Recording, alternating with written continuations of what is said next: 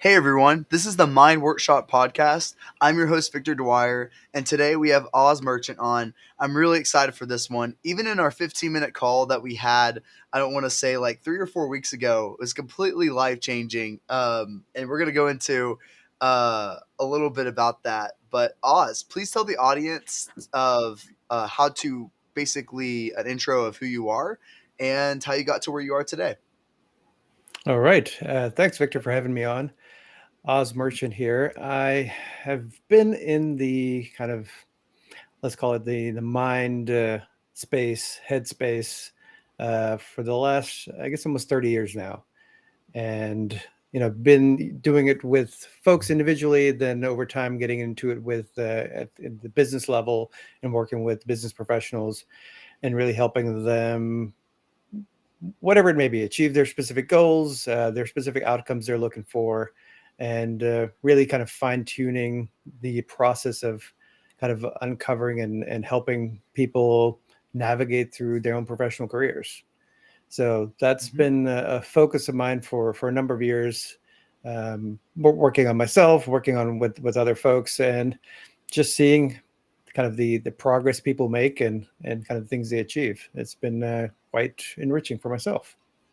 Yeah, that's amazing. And I wanted to dive into like starting out is that little tidbit about basically taking an emotion and being able to break it down.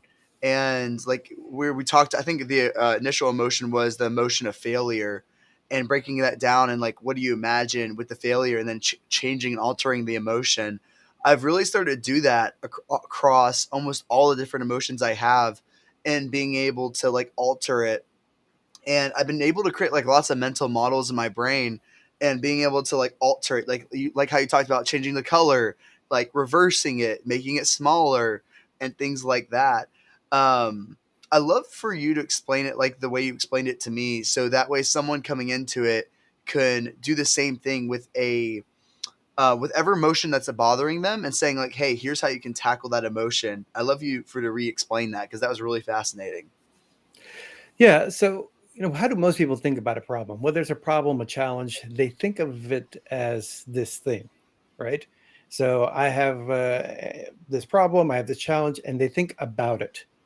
They never think about it from the perspective of that thing that I'm having a challenge with. There's actually a process to it. There's a process as to how that challenge emerges in my life, in my head, in my brain, and by understanding that there's a kind of a structure and a process to that, you can start uncovering, okay, if I make a tweak here, think if I were to think of it as a recipe that, here's this cake that you make. It may not feel like it may not be that pleasant, but let's still say it's a cake. There's a recipe Uh to huh. it. Yeah. There's a formula that kind of keeps it, the consistency and the structure and the shape.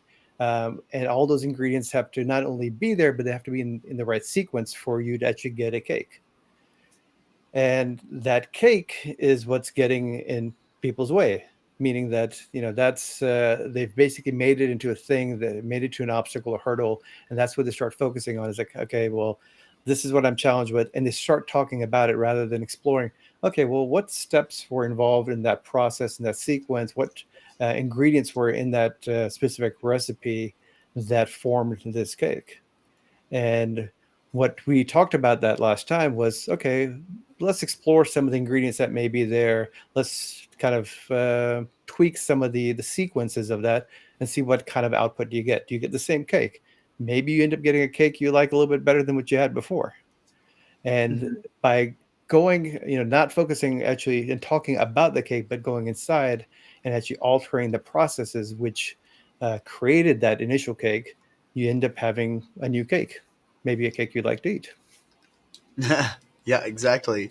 And can you go into a little bit about like it seems like that every thought that we have, there's initial like underlying reason for it. Like for example, like when we have a problem that bothers us, for example, like let's just say my finger hurts. Okay, let's just say my finger hurts, and then there's the initial pain associated with my finger hurting. Number one, but the irritation behind that of like thinking about it, saying, ow, my finger hurts, ow, this, like there's thoughts associated with that pain that makes it where it actually bothers us. But if you become mindful of it, you realize that, hey, yes, my finger is sending pain signals to my brain, but the behavior behind that is totally up to us.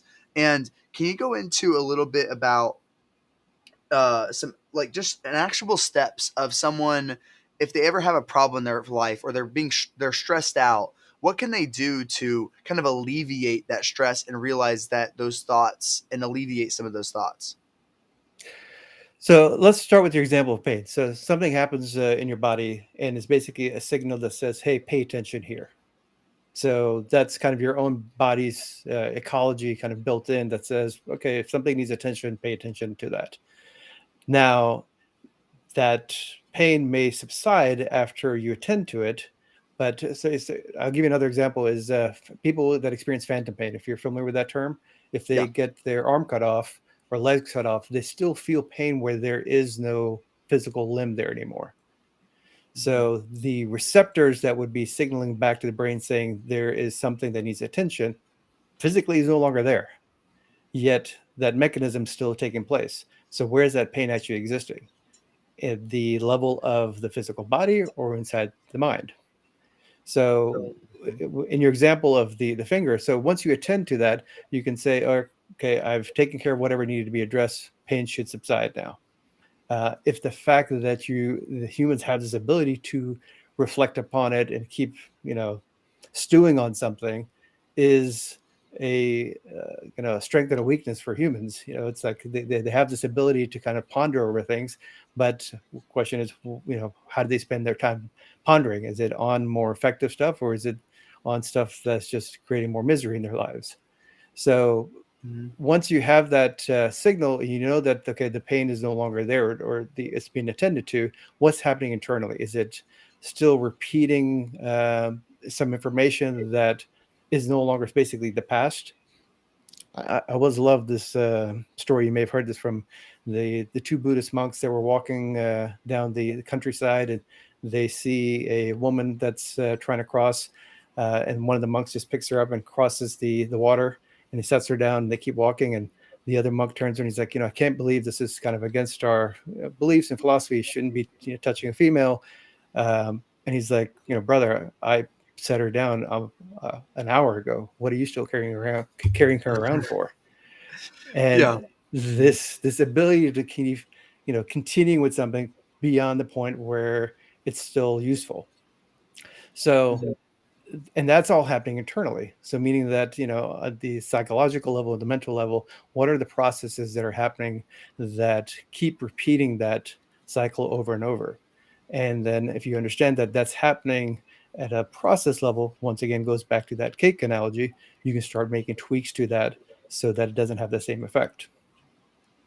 So, And do you have any examples, any other examples that you've had previous? I find that examples are really helpful. Like, for example, like I used to be very insecure about my weight, for example, that no matter how much I worked out, no matter how skinny I got, that I would always see myself as fat. And I was like wondering, like, why? Like, why is this happening? And I realized there's an internal voice inside of me that was constantly telling me I'm fat. So no matter how skinny I got, I would always think I'm fat.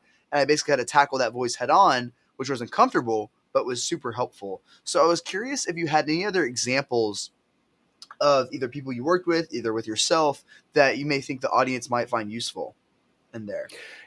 yeah. So take an example, the one like you said, of this internal voice. What do most people do when they hear voice? First, they're usually not aware of it for the most part. They're responding to the voice. They're acting as if it's their reality, and they're beating themselves up. Their behaviors are driven by that voice. So meaning that if it says you should be doing X, Y, or Z, either they're going to go do that X, Y, or Z, or then if they don't, they're going to kind of abuse themselves, feel guilty, kind of take it out on certain foods or something, just to kind of quelch that nagging voice. So one is the awareness, the fact that you had the awareness of it. That's like the first step. Like, oh, okay, wait, there's something going on internally that I wasn't aware of that I'm hearing. The second is when that voice comes up, what else happens in my system? Does it create images? When that voice comes up, do I create an image of myself that is helping me get to what I want to go, or is it basically reinforcing the kind of mindset and belief of that voice? So is it basically positioning me that, yeah, here's this, the example that you kind of gave us, this showing me this image of myself that if I were to keep going like this for the next 6 months, this is what I'm going to look like, and all of that is to basically fuel some sort of action now. Mm-hmm. you know, for some people, they get motivated by seeing something like that. For other people, all that does is just it's just one more blow to their kind of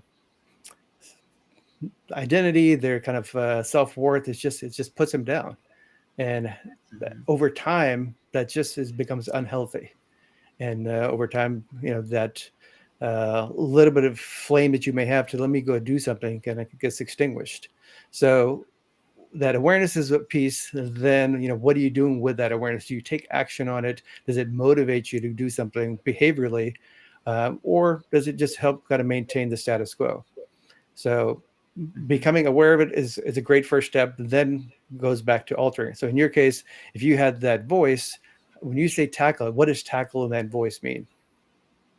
Is When I that say when I say tackle, I mean by addressing it is like first of all realizing that it's there and figuring out some type of counter, basically asking like, okay, why do I think I'm fat? And so like literally just like having that conversation. When I say tackle, I'm meaning like I'm having that conversation with that voice. It's like, okay, why am I fat? I know I'm not. So like why do I think it? It's because I'm not comfortable with who I am. It's like, okay, why am I not comfortable with who I am? And then going down that path, it's like, oh, it's because I don't love myself. It's like, okay, cool. Like that's great. Now let's figure out what we can do to make that happen.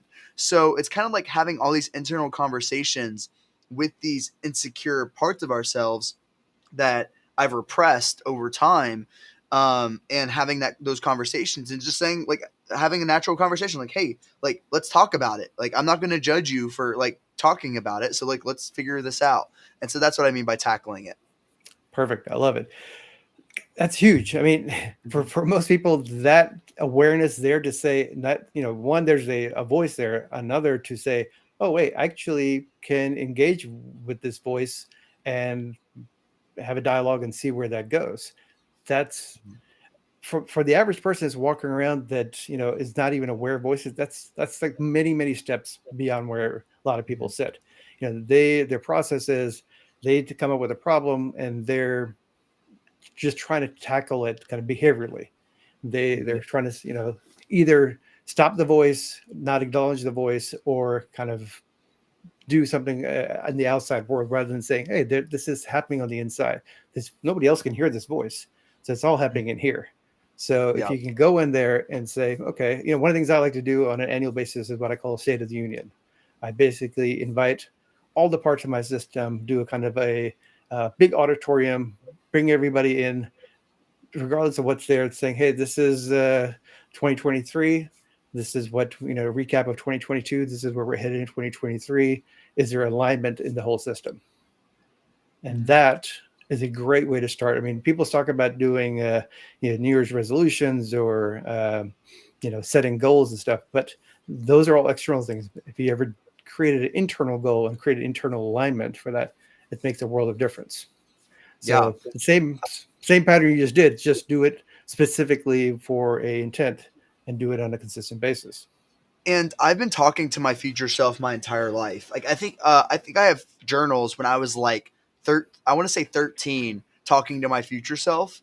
And from there, I've always created videos, and now I do a lot of video dialogues. I used to do it written dialogues, and then I just transitioned to video because I communicate more effectively that way.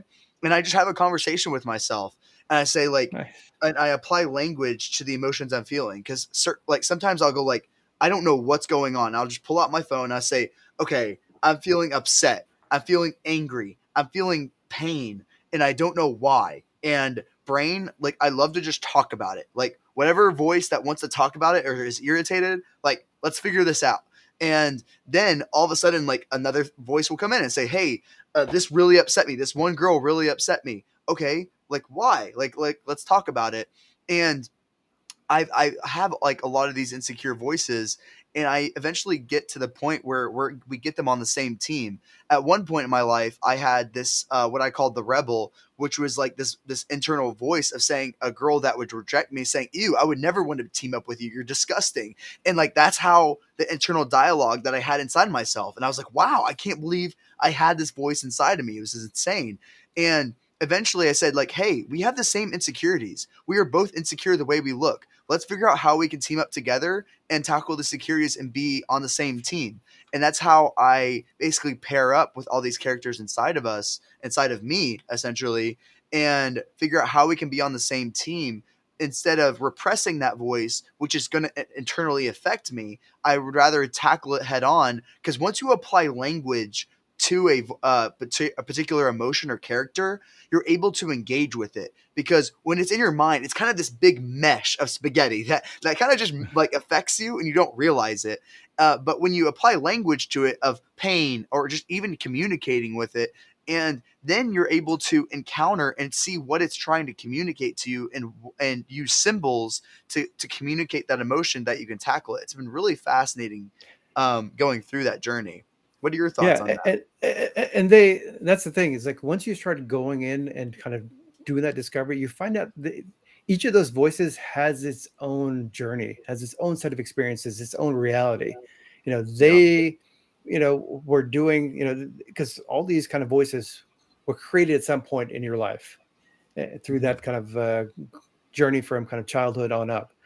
And if one of the things you can ask them is, how old is it? Another you can ask it is, how old does it think you are? And oftentimes you'll find out it has an image of you that was a lot younger and hasn't kept Mm. up. And like basically its files were basically created at the time of when it was created. And that was its reality. So when you can Hmm. start uncovering its reality, you find out exactly how outdated that information is.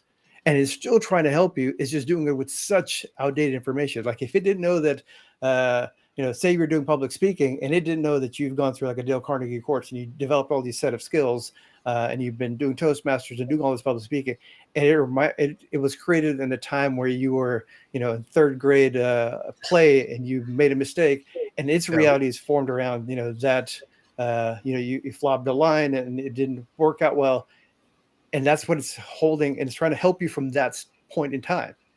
And it has very limited resources at whatever 8-year old to try to help you with, but that's its reality. So if you can start uncovering that, you can actually help take a lot of pressure and burden off of it, because Hmm. it's trying to do its best based on what limited resources it has.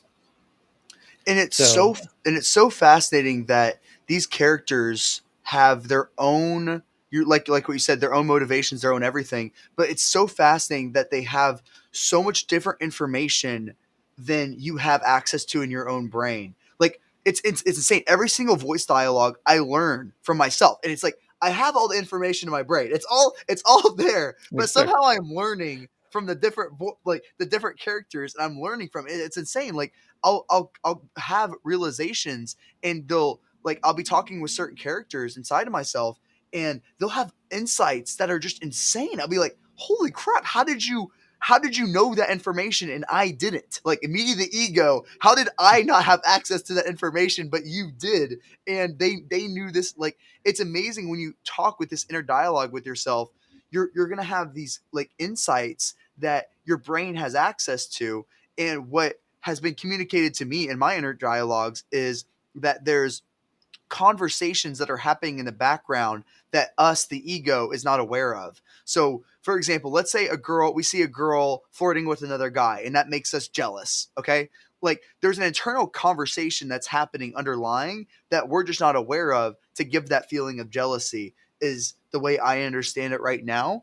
And if you bring that conversation up inside your consciousness to where you're aware of it, then you can start addressing it on like a head on and saying, okay, why am I jealous? It's like, oh, it's because he's better than me. It's like, okay, how is him talking to a girl make you better? or make you feel less inferior. And like then you can have that conversation, but you the more conversations you bring to light, the more you can control your emotions and the way you react to things. What are your thoughts on that?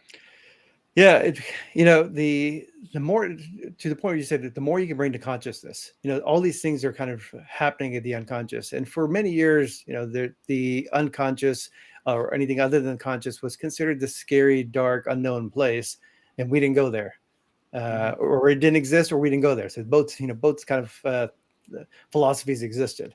But the reality is, it is there. You're only paying conscious attention to a portion of your reality, and outside of that, there's still this whole other world that's happening inside of you. So the more you can bring light to that, what is enlightenment? It is basically to enlighten those pieces, to bring those parts of us into the light. And by doing so, you create further integration of yourself. So all Yeah. these things, the human ability to compartmentalize and silo information, you were saying, how does this part of me know something that I didn't? It's because we have this ability to compartmentalize and can live in isolation.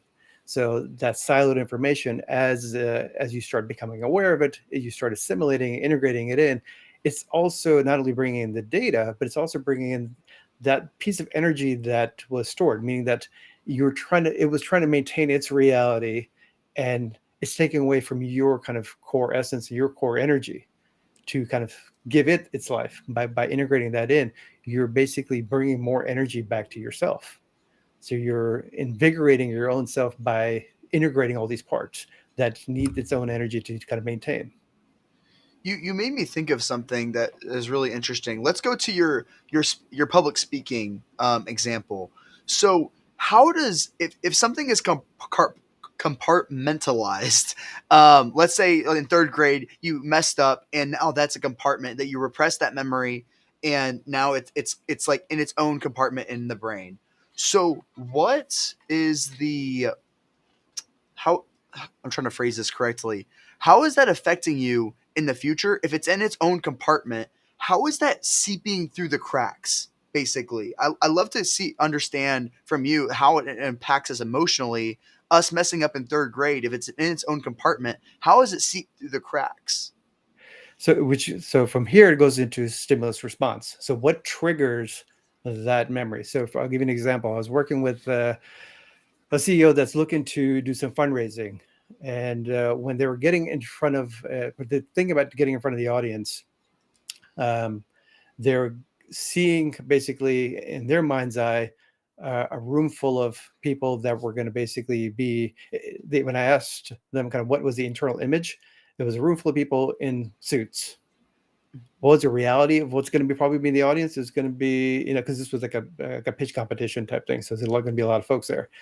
The reality is there's going to be people in t-shirts and some wearing shorts and flip-flops and hats, and it's just an amalgam of all different types of people, especially kind of in the tech sector.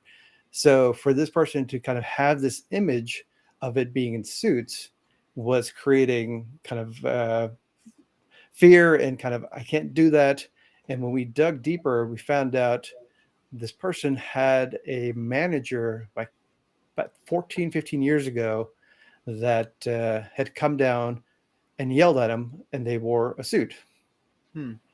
And every time they thought about this type of, they, anytime they were thinking about kind of this opportunity to kind of get ahead, it triggered this memory of, I can't get ahead because there's this person in a suit that's going to always be getting in my way.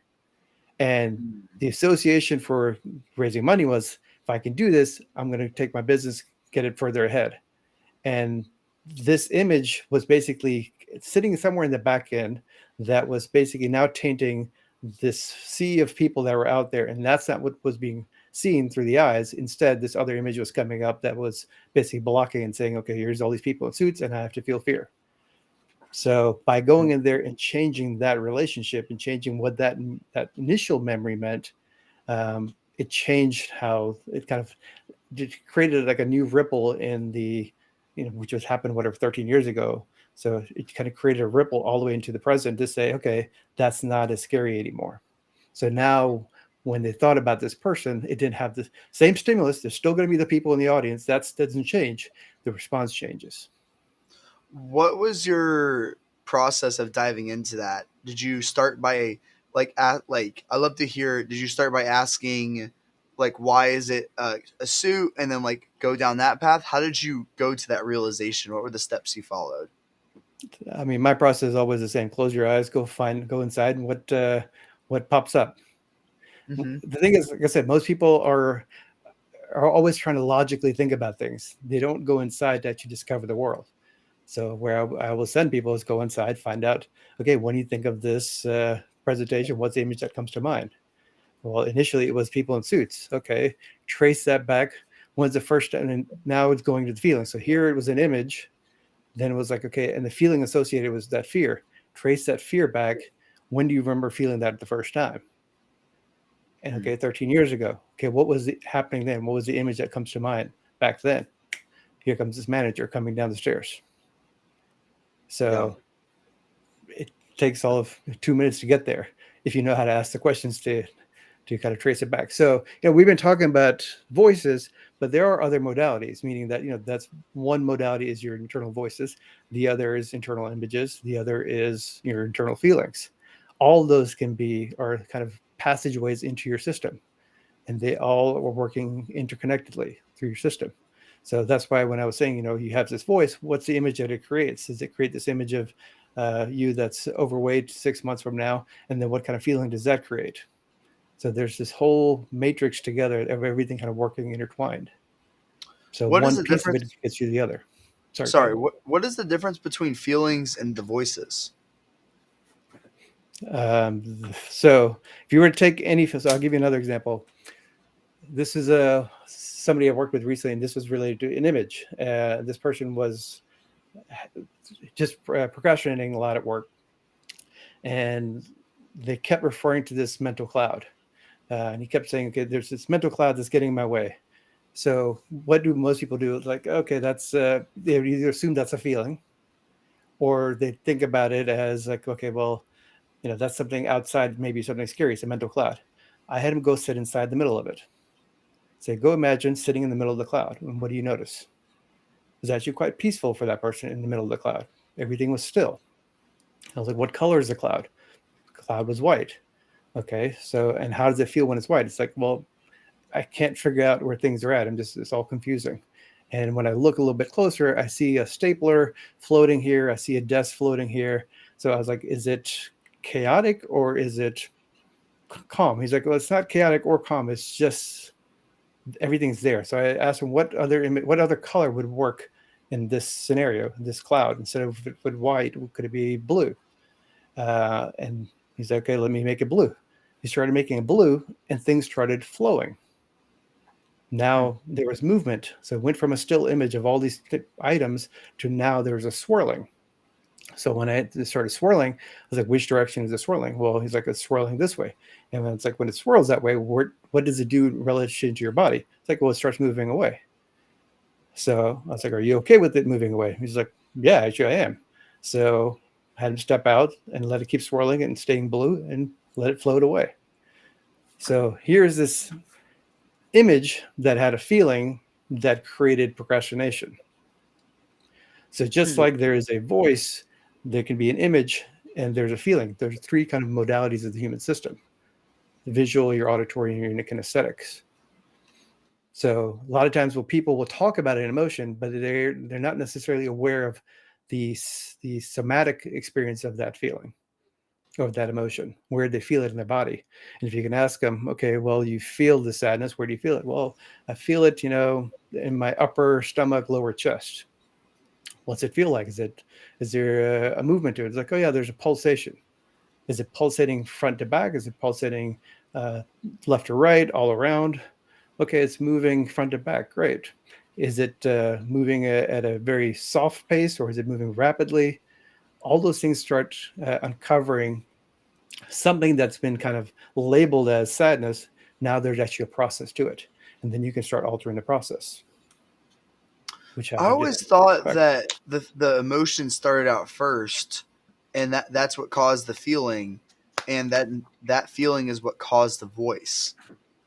Like basically, like for example, if someone hit me, okay, someone punched me, then I would like have that feeling of anger, and then that would cause the voice saying, "Oh, I gotta punch him back," or "That made me angry," or anything else like that.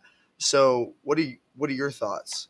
So the sequence would be the so for most people's systems, it's basically there's an image, or there's a voice which triggers an image, which triggers a feeling. So if it was something from the outside, and the feeling, emotion is just basically the label on top of the feeling. What is a feeling? A feeling is always body chemistry.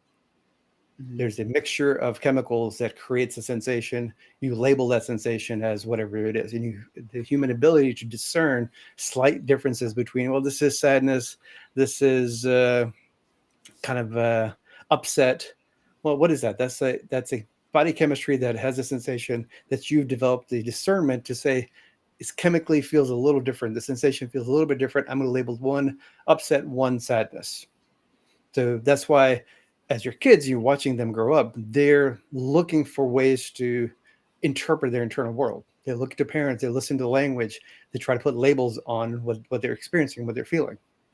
So Gotcha. the emotions, the words, they come after the fact because you're not born speaking. So language, as part of language acquisition, you develop these labels to represent the specific feelings you're feeling. So if you Uh, were to get punched in the face, yeah, you're going to get punched in the face. You're going to have that feeling. There's going to be body chemistry that gets triggered that creates the anger, which will also trigger its own, because nothing is in isolation. That as that feeling comes up, it's going to come with it, start triggering a lot of voices. mhm. Like, oh, I'm going to punch his back, or this guy's 10 times bigger than me. I'm going to make a run for it. I'll take that punch and I'll Yeah, avoid any other beatings. So yeah, whatever those voices are, and then you maybe start visualizing what's my path out of here. Or if I did punch back, if I punched him here, how many more times do I punch him? Where could this particular scenario go? You may start quickly visualizing all of that. So mhm. nothing happens in isolation. This whole system is quite rapidly all working together. It's just being aware. But that's why if you have those type of incidents and you can reflect back and everything's kind of slows down in time and you can recall different pieces, but in the moment it's just happening like that. So honestly, it sounds like there's like when it comes to having a positive mindset, you could alter all three of those. You like when it comes to having a positive mindset, you can alter the way you perceive the image of the reality of the world, seeing it as positive, or you can change the way you interpret it through the feelings. It's a little bit harder to do that, but you can still have like the brain is just a predicting mechanism anyway. So if you say like, "Oh, when someone punches me," have a feeling of empathy for them, like that's your reaction to if someone punches you, for example, rather than anger. And then the voice associated with that, you can also alter it by having and communicating with that voice as well. So it sounds like you can alter all three. Is that correct? Exactly. Those are all different kind of pathways into your system. That whole, all three of them make up that cake. So if you can alter any one of those, it's changing the actual output that you get.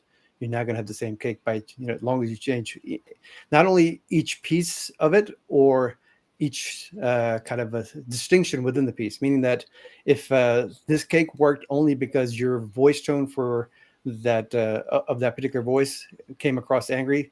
So imagine you have this kind of punch and the voice that you have is much softer, gentle, sweet, tenderness. It's going to change your output. Mm-hmm. So it's still the same modality of a voice, but now the qualitative difference of how that voice is coming across. Or if it's, say, if it was your mother's voice or father's voice, and that comes in and that says, oh, don't do this, we shouldn't fight. And those type of voices come in. That will make a difference as well. So Mm-hmm. any one of those tweaking that system or any of those three processes will have an effect. I wanted to get your thoughts on this real fast. So I've created like a mental house model. It's like a mental model to help me visualize the things. It sounds very similar, but basically, like this is kind of like the house that I have. Like there's the foundation, basement, and then it eventually goes to the self and the ego. And what it sounds like is the identity box. I just wanted to show this to you and just to see if you agree with it. So the way I've kind of created this is like there's an interpreter box of like saying like, okay, what's my breathing? How like what is happening with inside the world basically? Like is the situation dangerous? What time is it? Am I sleepy? How much food? Like this is kind of like interpreting everything that's happening in the world. And then it basically goes to the predictor box, basically saying how do I need to react based off of the information I'm getting, and then it goes to the emotional side where it says, okay, cool, let me go to the emotional side of it, how I basically get the information, and then it goes to the character saying like, okay, what is the certain character I need to deploy for this particular emotion, and basically gathering that. Then we'll eventually go to the ego to basically how to act. What are your thoughts on this? Do you agree, disagree? What are your thoughts? And how are all those boxes being consumed? Is it through voice? Is it through images? It's kind of like through all the different information. So like information being sight, sound, taste, and whatever. It's like kind of like all the information, and like it also goes to the interpreter box, and it goes through all your internal like outside and environment. It's kind of like all the information almost. So when you say what is my breathing rate, is that a self-reflection that you're saying, okay, what's my breathing rate right now? This event X happened, and you go through the interpreter box and you kind of self-reflect and say, what's my breathing rate right now? What's my heart rate right now? Am I It's understanding less that of a correctly? self reflection. It's more of like an automated process. Like you know how if I like if I breathe really fast all of a sudden, like you know how like my brain like my predictor is gonna say, oh, I need to be more alert, or I need to be. It's more of like an odd. This is more automated. Like Okay, where you're in a situation where someone might like these are more automated things. Like how much gotcha, sleep have I got? How much food do I have? It's more automated is how I think about it.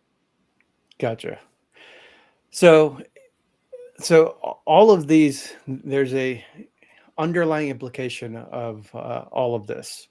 Hmm. And if you're spending, if your system is doing this, because this is not necessarily everybody's reality, because some people don't have these type of things, but it is, if you are in a state of, I need to make sure that I'm safe, I'm in a survival place, then these things will get triggered. Imagine a world where none of these existed. How different would your reality be? If you Yeah, didn't very have to different. interpret, if you didn't have to worry about predicting, didn't care about predictability, you felt always safe, and you could handle whatever comes your way. There was no need to Yeah, predict anything. yeah, So this true. becomes a path of one particular reality. But as you, in the kind of journey you're already on, you'll see that this keeps evolving, Hmm. Yeah, because you need this for, a particular kind of way you're currently maybe operating, but not everybody has that, because some people really don't care. They have very little care about predictability. Some people compare a whole hmm, lot less. Comparisons are basically that. They're just internal voices. You create an image of X and you create an image of Y, and you're doing comparisons. So there's this hmm. intellectual part that's always doing. When I see interpreter, I always think of kind of the internal narrator that's always making these evaluations of the outside world, making comparisons, and all of that is just to have a sense of control. Yeah, But you can I actually could. have a reality without any of that. Yeah, I completely agree with that. And then, what are your thoughts? So I basically made this realization of like kind of like the ego is kind of just the one character that's currently like active. Like usually, you know how when we have an internal dialogue, let's say to eat the piece of cake, for example, usually two characters will be activated for me. One saying, "Don't eat the piece of cake. You don't need the calories," and then the other character saying, "Yes, eat the cake. That's going to be delicious." And that's kind of what I started defining as the ego rather than the self, because I really like started like defining the mental model as the self as a ghost now, because the self really there really is no true self is what I've realized, because the self is always going to basically act upon like the environment around it, And I've really figured out there really is no true self with all these like particular traits per se. Like there's always going to be this ever changing like ego is what I've been really noticing. What are your thoughts on that? So, so let me ask you this: when you say you have, there's voice that's saying do this, another part saying do that, right? So you got these Yeah, two voices. Who's doing the listening? I guess that would be the self. Correct. Got you. In my model, that which, depending on what you're defining as the ego box, is what I call the active mind. Not the passive Interesting. mind, but the active mind. The one, or if you look in Buddhism stuff, it's they use it there, observer and the observed, or in physics, quantum physics, and that kind of whole space. They talk about the observer and the observer and the observed. Huh? I'll talk less about the observer, but more the active mind. The you that is aware of all the internal voices, all the internal stuff that's happening, and the active mind mean that you can actually actively participate in your own life. You're not a kind of silent witness, but you're an active participant in your own life and your own creation. But the self doesn't necessarily have an like if you're just the observer of the thoughts, that true observer would not have an identity. Is that correct? It doesn't When need I an say identity. identity, I mean like loving, happy, like that kind of identity. By the way, No, it doesn't. It just is. yeah, It doesn't need the confines or the box of anything like that. It doesn't need those constraints. It just is. yeah. And that's what I meant by like the ghost that I think about as like a ghost. It really can't interact with anything. It doesn't have an identity. It's not like a thing. It's more of just like just observing everything that's going on. And then I think is the ego box that you kind of saw that one person that all the thoughts basically go through the ego and the self is just being aware of what the ego is basically going through is how I So position it in my brain. that's typically the model that's out there. That there's this kind of ghost-like observant mind. What I'm suggesting is no, you don't have to be just observant. You can actually engage and be a conscious participant in your own life. You don't have to. You get to see all the stuff that's going through the ego box, but some of the things I was suggesting, these different things, if you understand kind of the different modalities and stuff, you can actually be that kind of internal mechanic that says no, I'm going to or internal chef that's I'm going to change the recipes around and basically create the kind of life I want, because now I'm aware of these modalities and the mechanisms and the process of how Mhm. I'm feeling X, Y, or Z, and I can change that. And this is where like I start like bending my mind is because like at some level if I want to change a portion of my mind that is really like the way I've been thinking about like the subconscious and consciousness is just the awareness of like being alive like the listening of that part but if you want to change a portion of you that really technically is the subconscious part of you that wants to change itself in a way because the consciousness like us being alive, we can't want technically anything. Like we like for example, we if we want to be a better person, that is the subconscious or the brain wanting to be a better person. The self the self is just being the awareness of what's going on. And where I'm going with this is the brain is wanting to alter the brain. It's not the consciousness that wants to alter the brain. Does that make sense? The way I explained that? Well, yeah, but I think most people it's then there's not that awareness to be actively making the changes. They're reacting to making a change. Like they look at a magazine cover, see somebody, and they're like, "Oh wow, I wish I was look like that," or "I wish I could have Mhm. this kind of wealth." So even the change that they're wanting is reactionary. It's not like a proactive. I made a conscious decision to, I want to go from X to Y, with an intent. It's a reaction to everything else that's coming at us, which is fine. It's a great starting point. But at some point, you get to like, okay, you clean up enough things that you say, okay, I'm not getting as triggered anymore. Now, what do I want to do? You'll hit a point where you're even satisfied, because for most people, they're moving from dissatisfaction to satisfaction. That's what they're looking for. It's like, I'm not happy here. I want things to be better, and I want to get change. You can get to a point where you're actually quite contentful, you're satisfied. And then it's a conscious choice to say, okay, can I make it even better from here? What's my intent? What's my motivation? Because before, the motivation was always the dissatisfaction, the pain. But once you basically clean up enough of that pain, you're like, oh, okay. It requires a lot more intent, because if you've been fueled by pain for so long, you didn't really have to make a conscious choice into how do you want to lead your life. So it requires more directorship to say, okay, I've hit a point where, okay, I don't have to do anything. I'm in a good spot. And then if I elect to, then it's a conscious, intentful choice to say, okay, I'm here. I want to take it a little bit further. I want to go a little bit further than that. So Mhm. when you say it's the subconscious, yeah, I'd say it's all happening at the subconscious level.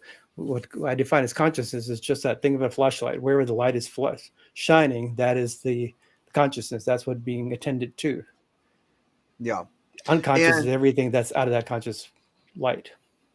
where I'm going with it is that voice that says, "Hey, I want to be a better person," or "I want to be rather than be reactionary, getting on top of it and doing that." And when you like when we say "I," that is still a character inside of us. That's still a voice inside of us. That's really not the self being. That's not the self talking. Like the self can't necessarily talk. It's just the awareness of characters that are talking. So they can only listen. So when we say, "Hey, I want to change and be a better person," that's not the self talking. That's the character that's currently talking at that point. So when you start changing and altering yourself, it's just a character that's altering it. It's not the self per se, is what I've realized. Well, what do you think? If you are, it goes back to what I asked you earlier, who's doing the listening? So the self is doing the listening, but it can't talk though. It can have an intent, though. What do you mean It by can have intent? it can have an intent to say, okay, assess all that information. You existed pre-language. Yeah, You that's may not true. remember it, but you existed before language. You actually functioned in this world before you acquired language. How did you do that? Was through intent. I Yeah. want this thing that's sitting on the table. I'm going to grab it. I don't need words to do that. I just have the intent. There's something, I'm a, 1-year-old baby. I've just learned how to stand on my feet. I know how to stretch. I want that thing. I grab it. Intent, action, execution. No words needed. You have Hmm. that ability. That self knows how to operate with intent. It doesn't need the words. So Hmm. it can listen to all these things, and with intents say, I want to move from here to there. Got And you. it actually has the ability to use language as well, because it's also paying attention to the rest of the system. It learns as well. It's, just like the parts of learned language, it also has acquired language. Hmm. It's actually probably more sophisticated. One of the other things, when you're talking to those voices, you can identify how old they are just by their language. You'll notice that, a 4-year-old part will have 4-year-old language skills. A 15-year-old part will have 15, will have much more sophisticated language. You can tell by language sophistication how old the part is. Hmm. Got you. So it sounds like the self is the awareness, and then are you saying the self has like it seems like to have an intent, the self would have to have some type of identity of what is good and bad, and using that sophistication, saying this is what my intent off this information. This is what good is. This is what bad is. This is the direction I want to go in. Are you saying the self does have that like compass inside of it? Think about it this way: where do good and bad come from? These It's a values of create good and we bad. create good and bad. Like mainly, I would say I got mine from my parents of what is good and bad, saying, "Hey, don't do that or do this," type of thing. Yeah, I'm sure you've heard that story of the guy who's got the son that's on a horse, breaks his leg. Hmm. Because I think I heard it. You say that in a podcast once, right? Yeah, So, yeah, but look at uh that. So, from that story, in the context, one may say this is good and this is bad, but it's all context dependent. yeah. So, at the self, where it just has an intent, does it need the confines of a particular context? It may, from the standpoint of, okay, if I'm going to do X, Y, or Z, I need context to make that decision. It may be better things to do than other things. So there is that guidance of that context, but it's not in the absolutes that most people have of good and bad. The self doesn't need that. It's very context specific. I will do X, Y, or Z because it's right for that particular situation, rather than being an absolute good or bad. It just seems like the self would always be altered so quickly based off of the certain character that's being portrayed with, because there's so many identities that we have, that these voices and characters have, with different motivations, different everything, that like it seems like the self is like the awareness of that, but it seems like character wise that it seems like they wouldn't have any identity because it's always changing based off the environment around you. That it's just the awareness of those characters. It doesn't seem like that would have it. It doesn't seem like it would have its own intent or identity of what is good and bad. So, how do most people exist in this world? Here's this part that is, this voice, whatever it be, image. Here's this real self, active mind, what I call. But where is it sitting? Is it sitting out here separate from it? No, it's actually sitting right there with it and believes the reality of the parts. When this part gets triggered, so it gets punched in the face, it gets triggered with it and says, oh man, I'm going to fight this person, punch this person back, and whatnot. If we were to separate and say, oh, okay, that happened, this part's losing its mind because it wants to fight back, it can be here and assess a lot more options and say, okay, what is the right move at this point? Because the Mm. external event still happened. Stimulus was there. There was a punch in the face. This part got triggered. If there's a separation between the self and that part, then there's a lot more options available.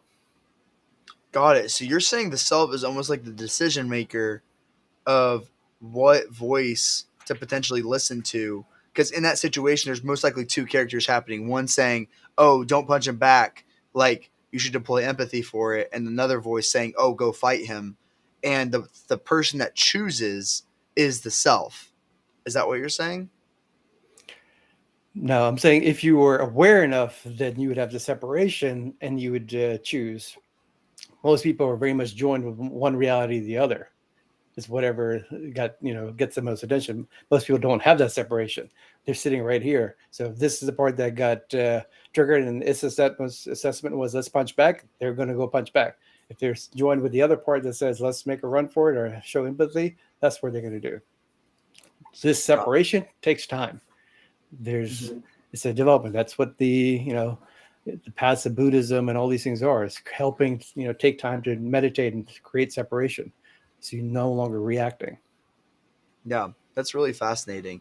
And on our last note, is there anything else? We talked about so many different things. Is there anything else that you want to touch on that's been top of mind for you, or thought you wanted to finish before our last thought? No, and to your point, we covered a lot of things. I would only say to folks, if you can just like the steps you made, earlier, just the awareness, just become aware that hey, there's an internal world going on there. There's a voice there. There's an image there. There's a feeling you're feeling. Notice where you're feeling in your body. That awareness alone is a huge first step because what does that really do? The moment you become aware of any one of those three, you're basically saying, "Oh, wait, I'm not the part reacting. I'm the part I'm the me that's aware of that reaction, whether it's happening as a voice, an image, or a feeling." Hmm. So that awareness is huge. It's a great first step. You don't have to do anything other than just become aware. You'll get miles over kind of where you're at and kind of the journey towards happiness. Yeah, that's great. Well, Oz, thank you so much for joining. That's all we have time for today. Please tell them how to find more, to contact you, and to get more information. Yeah, the website I have is called gomindhacking.com. I put a lot of the things we kind of covered here as different kind of exercises. You can go there, kind of go through the blogs. They'll walk you through a lot of those journeys and paths and do some self exploration. Awesome. Oz, thank you so much for joining today. Thank you, everyone, for watching. This is the Mind Workshop podcast. I hope you enjoyed it. We'll catch you next time.